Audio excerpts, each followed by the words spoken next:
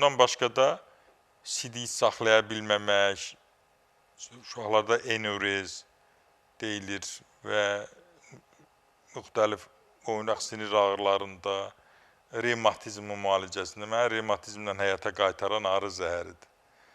Allahın insana verdiyi nömrə bir müalicə arı zəhəridir və arı məhsullarıdır.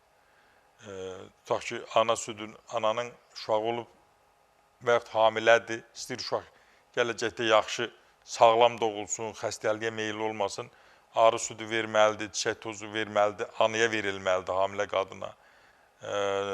Propolis verilməlidir, mumya verilməlidir və uşaq olandan sonra da uşağın inkişafı yaxşı olsun deyin, ananın südü artıq olsun deyin, anaya verilir yenə də arı südü və çiçək tozu. Yəni, bütün hallarda arı məhsulları Allahın insana verdiyi, yenə deyirəm, hər zaman deyirəm və deyəcəm. Yəni, gördüyüm budur. Bu neçə illik həyat təcrübəmdə gördüyüm budur. Dünyada gördüyüm budur ki, və ikinci də mən hər zaman deyirəm, göydə Allaha, yerdə atama, anama və sonra da arıya borçluyam.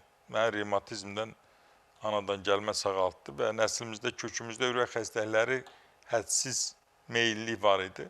Mən qorxurdum. Atam çox gənc getdi. Sağlam bir adam ürəkdən. Zəliyi tapandan sonra bildim ki, qorxusu yoxdur. Teymrəmin rəhməti demişim. Heç bir qorxusu yoxdur. Yəni, qanını duru sahib qoydurursam, indi gedəndə yenə qoydurdum. Qoydururam, bilirəm ki, 6 ay qanımı duru saxlayacaq, tromb əmələ gəlməyəcək, infarkt əmələ gəlməyəcək.